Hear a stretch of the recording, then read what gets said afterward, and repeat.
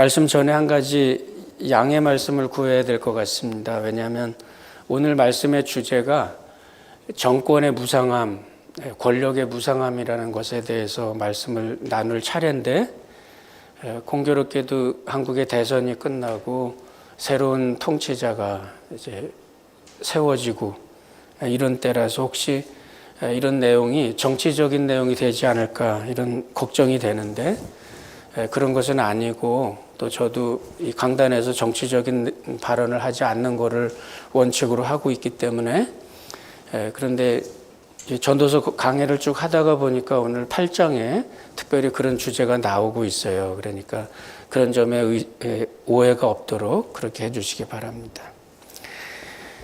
이집트에 사자의 서라고 하는 고대 문헌이 있습니다. 거기에 보면 사람들이 2번 죽는다고 그래요. 한 번은 이 생물학적으로 목숨이 닿을 때, 숨질 때, 그때를 이야기하고, 또 한 번의 죽음은 이 세상에 있는 사람들이 그 사람에 대한 기억을 갖고 있을 거 아니에요? 그러니까 그 기억을 갖고 있는 사람들이 다 없어지면 그러면 2번째로 죽는다. 이렇게 그런 어떤 고대 문헌의 지혜가 우리들에게 하고 있는 이야기들이 있었습니다. 우리는 인생을 살아가면서 수많은 사람들을 만나죠. 그런데 그 만나는 사람들의 기억 속에 우리가 존재합니다. 내가 숨지고 내 목숨이 다하고 또 흙으로 돌아간다 그럴지라도 나를 사랑하고 그리워하는 사람들이 있는 한 그들의 기억 속에 우리는 존재합니다. 가깝게는 자녀들, 또는 주변의 친구들, 또는 사회적으로 중요한 일을 했던 사람이라고 한다면 그를 따랐던 많은 무리들 가운데 그 기억 속에 존재를 할 겁니다. 기억에서 잊혀져 가는 속도는 모두에게 똑같지는 않습니다. 가장 사랑했던, 함께 살았던 부부가 한 사람이 죽고 배우자가 남았을 때 그 배우자의 마음속에 오랫동안 그가 죽을 때까지 기억을 하면서 그리워하는 그런 경우도 있겠고, 또 얼마 안 가서 잊어버리는 그런 경우도 있을 것 같습니다. 오늘 성경에 보면 잊혀진다는 이야기에 대해서 이야기합니다. 사람들이 잊혀지게 될 거다. 10절의 말씀인데, 그런 후에 내가 본즉 악인들은 장사 지낸 바 되어 거룩한 곳을 떠나 그들이 그렇게 행한 성읍 안에서 잊어버린 바 되었으니 이것도 헛되도다. 그들이 그렇게 행한 성읍 안에서, 이 말은 그들이라고 하는 말은 위정자들을 말합니다. 권세를 가지고 권력을 가지고 국민들을 지도했던, 이 당시로 이야기한다면 왕입니다. 그런 사람이 그 성읍 안에서, 그 국가 안에서 잊어버린 바 되었다.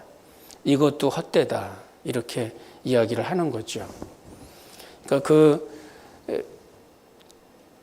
국가를 통치하고 전 세계를 뒤흔들었던 그런 기억을, 그런 치적을 가진 사람이라 그럴지라도 사람들 기억 속에서 때로는 잊어버려집니다. 가장 가까운 예로 우리 나폴레옹 하면은 아주 유명한 영웅이기도 하죠. 당시에 큰 제국을 이루었던 그런 역사의 한 중요한 인물이었습니다. 나폴레옹이 1821년 5월 5일에 죽었는데 그 소식이 프랑스하고 영국에 전달된 것은 2달 후였습니다. 한 영웅이, 그 시대를 풍미했던 한 영웅이 죽음에 대해서 수많은 사람들이 굉장한 센세이션을 느끼고 또 말을 할 것처럼 그렇게 생각을 했었는데, 실제로는 아무런 일도, 사람들의 생각 속에 아무런 반응도 거의 일어나지를 않았다고 그럽니다. 그래서 한 역사가는 그때 그 장면을 그렇게 이야기를 합니다. 그 나폴레옹의 죽음은 사건이 아니라 소식일 뿐이었다. 아무리 위대한 통치자라 그랬다 하더라도 그 국민들이나 사람들 속에 진정한 존경을 갖고 있지 못할 때, 그럴 때는 쉽게 잊혀지고, 나폴레옹의 경우 두 달도 안 돼서 사람들 속에 별로 영향이 없는 인물로 그렇게 잊혀져 버리고 말았습니다. 오늘 성경에는 왕과 지혜자가 이렇게 나오고 있습니다. 왕과 지혜자가 나오는데 요즘처럼 어떤 큰 선거가 있고 또 당선자가 나오고 선거에 패배자가 나오고 이럴 때 또 한편 조명하는 게 뭐냐면 킹메이커입니다. 어떤 지도자를 세웠을 때 그 지도자가 될 수 있도록 뒤에서 만들었던 그런 사람들의 관심 또한 이제 드러나게 되고, 누가 킹메이커였느냐, 누가 이런 역할을 했느냐, 드러나지 않지만 그 권력의 뒤에서 그 권력을 좌지우지하는 사람은 과연 누구냐, 이런 거에 대해서 관심들이 많습니다. 추정도 많이 하고 음모론도 많이 나오고. 근데 오늘 여기 성경에 보면 왕과 지혜자에 대해서 말하는데, 지혜자가 어떻게 보면 킹메이커입니다.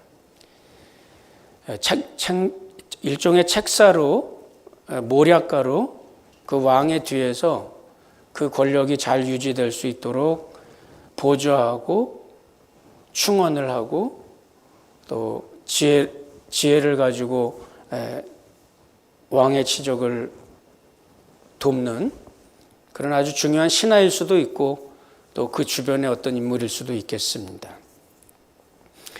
그 사람의 본질은 지혜입니다. 지혜를 갖고, 그 지혜가 오늘 성경에 보면 1절에 보면 누가 사물의 이치를 아는 자이냐, 사물의 이치를 깨달을 정도의 아주 깊은 학식과 판단력을 가지고 있는 그런 사람이었고, 그 지혜가 그 얼굴에 광채가 나게 한다. 그 지혜를 통해서 많은 사람들에게 영향을 주고, 또 그 지혜를 통해서 많은 일을 이루어가는 그런 사람을 이야기합니다. 그런 사람에게 지금 왕이 객관적인 입장에서 지혜자에게 이야기를 하는 게 있는데, 2절에 보면 내가 권하노라, 왕의 명령을 지키라, 이미 하나님을 가리켜 맹세하였음이라. 왕이 지금 지혜자에게 하는 말이 뭐냐면, 왕의 명령을 지켜라, 이건 순종해라, 복종해라, 이런 뜻이 아니라 그 왕의 명령이 어떤지를 잘 분별하고 감찰하고 보좌하고 함께 해라, 이런 뜻입니다. 그러니까 그냥 단순히 복종하라는 뜻은 아니에요. 그러니까 때로는 왕에게 충원을 해야 될 그런 입장에 있는 사람이고, 또 그런 가운데 있는 사람이라서 그 역할을 잘 감당을 해야 됩니다. 이걸 가리켜 하나님을 가리켜 맹세를 하였다, 이렇게 지금 전제를 하죠. 그 지혜자가 왕을 돕는 입장에 서 있을 텐데, 그것이 하나님께서 주신 하나의 직분이다, 이런 뜻입니다. 하나님 앞에 맹세한 일 아니냐, 이런 뜻이에요. 그러니까 지혜자가 하나님 앞에 그 왕을 향해서 하나님 앞에서 충원을 하고 지혜의 조언을 하고, 이런 것은 결국 그 사람에게 준 하나님의 직분이고 또한 소명일 수도 있다, 이런 뜻입니다. 왕 앞에서 물러나기를 급하게 하지 말며 악한 것을 일삼지 말라. 왕은 자기가 하는 것을 다 행함이니라.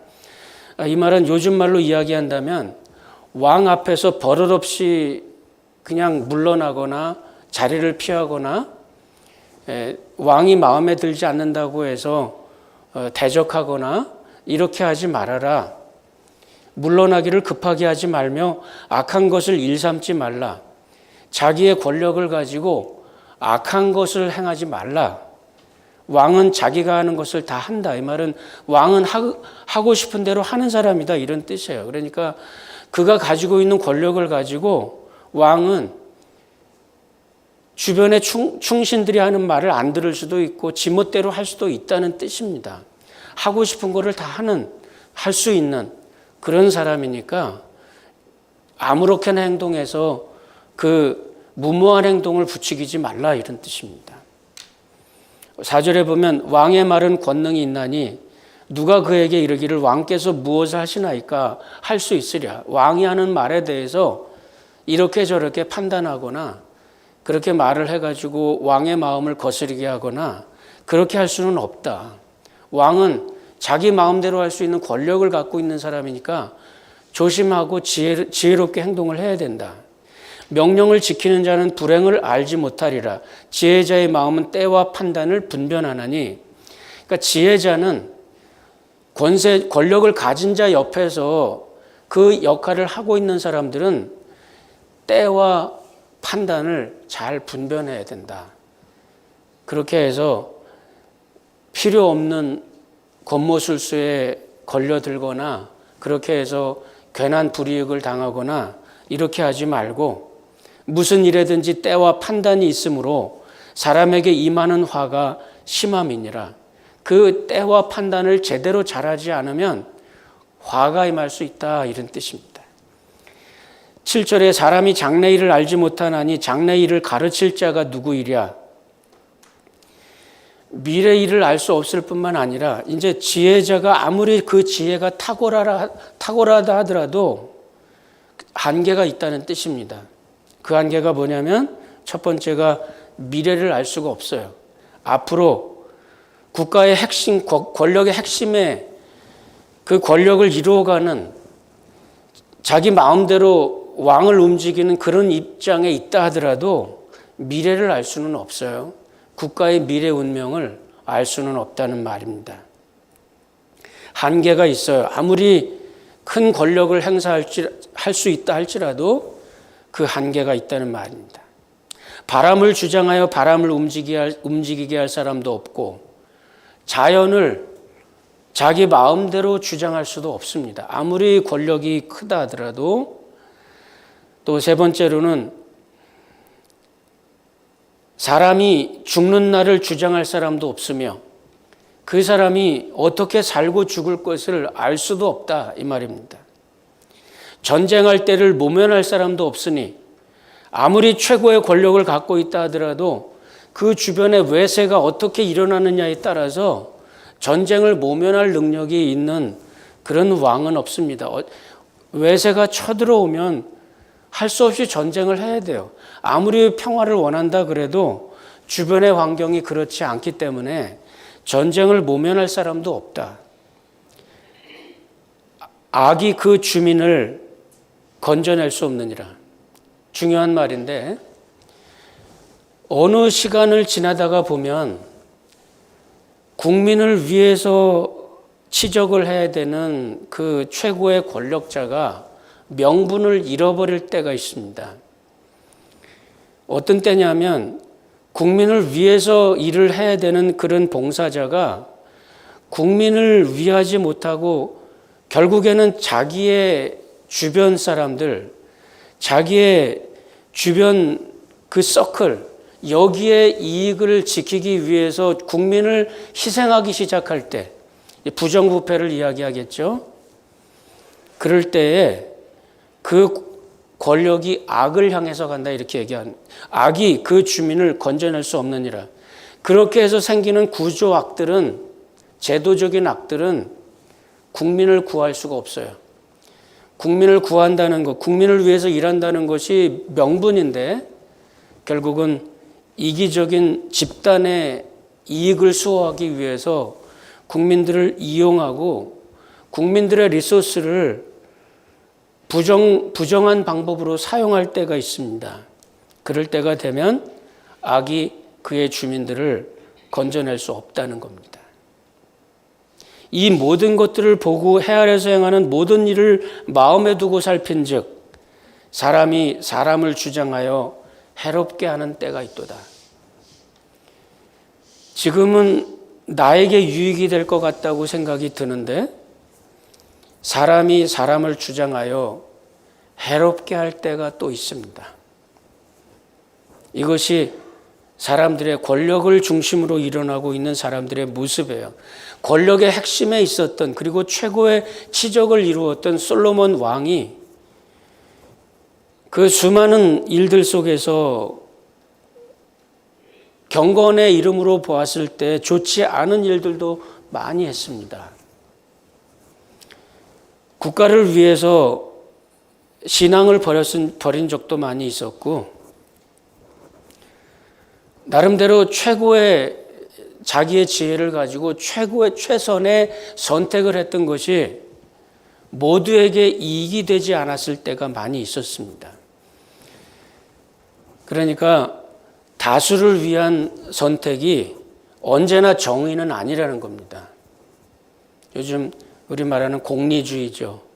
많은 사람에게 유익이 됐으니까 된 거 아니냐, 천만에요. 많은 사람에게 유익이 되게 하는 일이 정의로운 일들이 아닙니다. 그럴 땐 악이 되는 것이고, 그럴 때는 하나님 앞에 범죄가 되는 거죠. 그럴 때 이런 모든 것들을 보고 나니까 그런 후에 내가 본즉 악인들은 장사 지낸 바 되어 거룩한 곳을 떠나 그들이 그렇게 행한 성읍 안에서 잊어버린 바 되었으니 이것도 헛되도다. 그 끝에 가서 아무리 어떤 일을 잘하고 치적을 쌓아놓고 어떻게 했다 하더라도 국민들의 마음속에 진정한 지도력이 드러나지 않았을 때, 그러니까 사람들의 마음속에 존경을 받지 못할 때, 그 선택은 언제나 해야 됩니다. 내가 존경을 받는 일을 선택할 것인지 아니면 내 주변 사람들에게 유익이 되는 일을 선택해서 나를 보호해야 될 건지, 때로는 이게 선택사항이 될 때가 있습니다.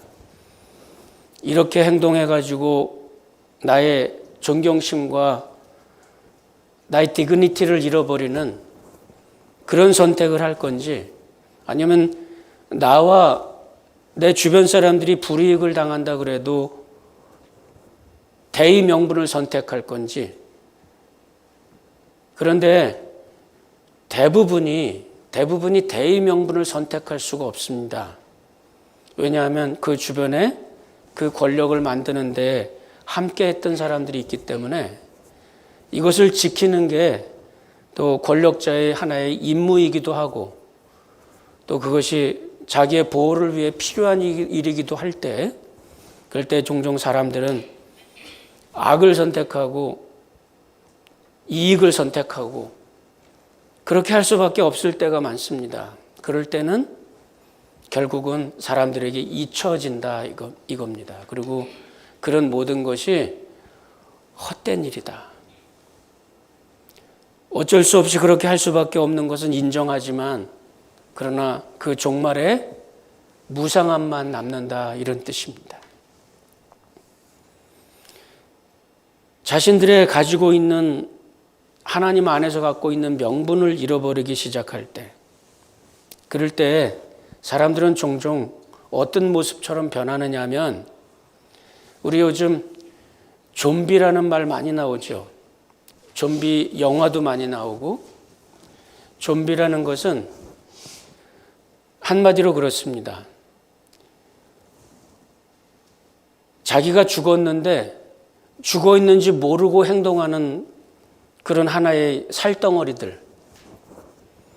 때로는 자기가 살아있는데도 살아있는지 모르고 행동하는, 마치 죽어 있는 것처럼 행동하는 이런 산자들, 이런 두 가지 모습을 다 가리켜서 좀비라고 우리는 표현을 합니다. 그런 대의 명분을 잃어버린 권력, 이것이 끝없이 진행되고 있을 때 그 권력은 때로 좀비처럼 진행이 됩니다. 살아있는 것 같은데 죽어있고 생명이 없고, 자기가 살아있음에도 불구하고 죽은 자 같이 행동하는 이런 모습이 될 때, 그럴 때 지혜자가 해야 될 일들이 있습니다. 지혜자가 그 권력을 다시 살려야 됩니다. 그런데 이것을 하지 못할 때, 그럴 때 성경은 그렇게 이야기하는 겁니다. 그 지혜자도 함께 그 악한 권력과 함께 잊혀져 간다는 겁니다. 우리 주변에 수많은 일들을 우리가 겪고 또 진행해 나갑니다. 성경은 권력은 하나님께로부터 왔다고 이야기를 합니다. 오늘 재직 수련회 때 잠깐 이야기가 나올 이야기이기도 한데 이 세상의 모든 권력은 하나님께서 주신 겁니다. 그 기원은 하나님께서 이스라엘 백성을 선택할 때에 그때 이스라엘 백성들은 분명히 하나의 국가였습니다. 그 국가의 최고 지도자는 하나님의 종이었습니다. 그래서 그 하나님의 종을 하나님께서 선택했기 때문에 그 권력은 하나님께서 주신 것이었고 그 권력을 가지고 하나님의 백성들을 이끌어 가야 됩니다. 이것이 구약 이스라엘의 모델입니다. 구약의 출애굽은 정치적으로 표현하면 그거는 독립운동입니다. 애굽이라고 하는 하나의 거대한 제국에서 노예살이를 하던 한 부족이 이스라엘 부족이 하나님의 힘을 힘입어서 독립운동을 하고 모세는 그들의 독립운동의 지도자가 돼서 그 나라로부터 탈출을 하는 겁니다. 이것이 정치적으로 볼 땐 독립운동이고 영적으로 볼 때는 애굽이라고 하는 세속 속에서 하나님의 백성들을 건져내시는 하나님의 영적인 역사입니다. 이것이 하나로 모여져 있기 때문에 잘 구분이 안 되고 있었어요. 이것이 이제 초대교회로 내려오면서 신약의 역사를 지나오면서 이것이 정상적인 모습으로 분류가 됩니다. 세속의 정부와 하나님의 나라, 하나님의 국가, 이 교회의 모습으로 나누어지게 되는데 그런 가운데에 이 세상 속에서 교회는 어떤 모습으로 존재할 건가? 이것이 그동안 교회들이 갖고 있었던 하나의 큰 숙제고 지금도 역시 마찬가지입니다. 세상 속에서 교회는 어떻게 존재할 건가? 그 힘을 가지고 국가의 권력을 움직일 수 있는 민중의 힘이 있습니다. 있는 건 확실해요. 이전에 어떤 정부에서도 그 전에 하도 그 이전의 정부가 교회에 불이익을 주니까 교회 모든 교인들이 다 일어나가지고 이 사람이 옳든 그르든 그 사람을 선택해 준 때가 있었습니다. 그럴 때에 이 세상의 권력을 조성하는데 교회가 어떤 힘을 주고 작용하기 시작할 때 교회가 타락하기 시작합니다.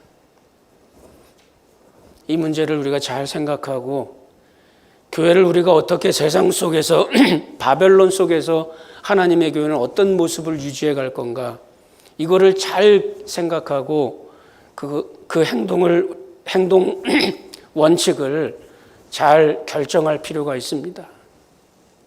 언제나 분풀이를 하겠다고 했던 행동들이 나에게 돌아옵니다. 이것이 오늘 성경에서 이야기하고 있는 내용입니다.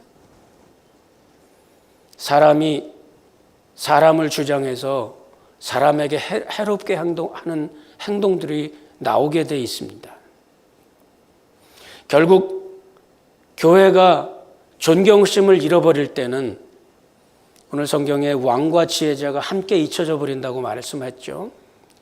교회가 사회의 존경심을 잃어버릴 때, 이럴 때는 교회는 잊혀집니다. 사람들 기억 속에서 아무런 영향력이 없는 소금, 맛을 잃은 소금이 되고 불 꺼진 등불이 되는 겁니다. 교회는 언제나 그 행동 반경을 생각하고 행동의 원칙을 생각하고 폭풍이 일어나고 있는 이 환경 속에서 길을 잃지 말아야 됩니다. 그 일을 선택하는 당사자는 바로 여러분입니다.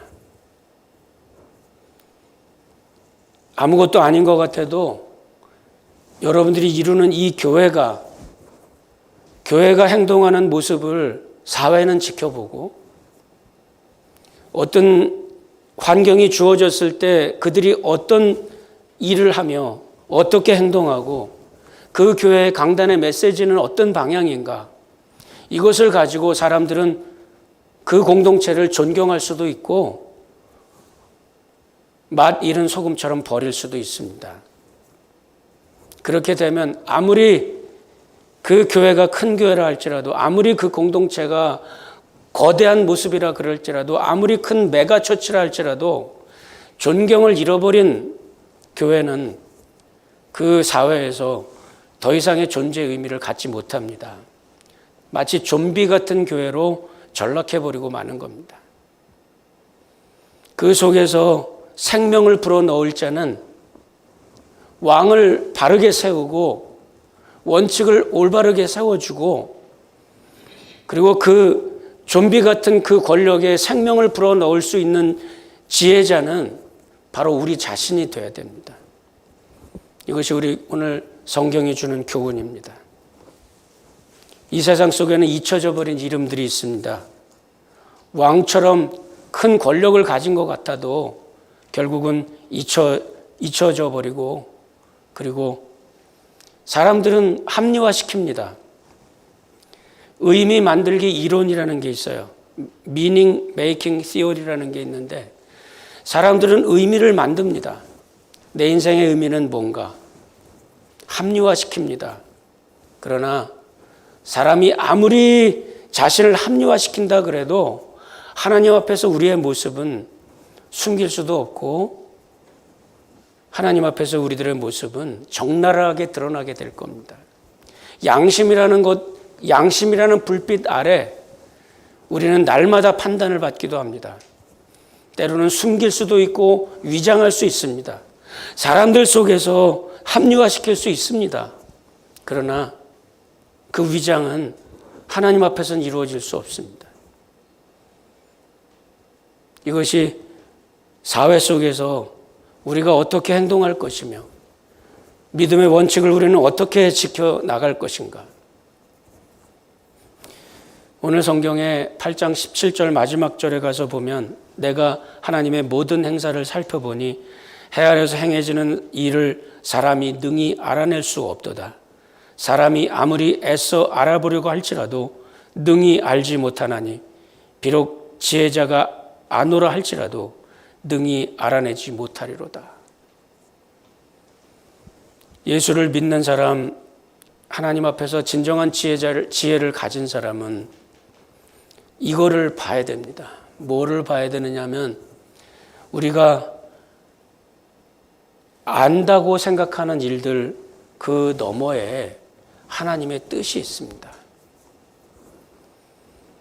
내가 이럴 줄 알았지, 뭐 이런 예언이 있었지, 이렇게 내다봤지, 천만에요. 그 끝에 가서 우리가 알아야 될 거는, 아, 내가 아무것도 모르는구나. 뭘 모릅니까? 하나님의 경륜을 우리는 모릅니다. 지금 어떻다 그러고, 지금 전쟁이 일어났고, 지금 병이 성행해서 병의 대유행이 일어나고, 뭐 커다란 자연재해가 일어나고 엄청난 일들이 일어나고, 우리들의 눈앞에서는 뭐가 축복이고 뭐가 재앙이고 막 이렇게 이야기할 수 있지만, 끝에 가서 우리가 알아야 될 거는 하나님의 거대한 하나님의 경륜은, 이것의 한 방향은 뭐냐면 구속의 역사입니다. 하나님의 구원의 역사는 우리가 알 수가 없어요. 그냥 겸손하게 하나님 앞에, 하나님의 은혜 앞에 우리를 내려놓는 겁니다. 위정자들을 위해서 기도하는 것도 마찬가지예요. 끝까지 원칙을 지키고 국민을 위해서 행동한다는 그 위정자의 원칙을 끝까지 지켜갈 수 있도록 교회는 기도해야 될 겁니다. 하나님의 거대한 역사가 엄청난 조류를 만들면서 흘러가는데 사람들은 아무것도 아닙니다. 사람의 힘이라는 것, 그것은 거기는 아무것도 아닙니다. 끝에 가서 우리가 발견하는 것은 지혜자는 결국 지혜자의 깨달음이라는 것은 아무것도 아니라는 겁니다. 그 끝에서 우리는 지혜자가 갖고 있는 무지를 발견하는 겁니다. 하나님의 큰 경륜을 생각하고 어떤 일이 있어도 하나님의 원칙을 지키고 교회는 작든 크든 하나님의 원칙을 잘 지켜야 됩니다. 그리고 하나님의 이 세상 속에서 두신 소금으로서 맛이 있어야 되고 빛으로서 비추는 등불이 있어야 됩니다. 바라옵기는 여러분들의 모든 생각과 우리 공동체의 행동 방식이 사람들 속에서 빛과 소금이 되고 사람들 속에 존경심을 끝까지 이루어가고 그거를 통해서 하나님의 영광을 드러내는 그런 교회가 될 수 있기를 바랍니다. 기도하십시다.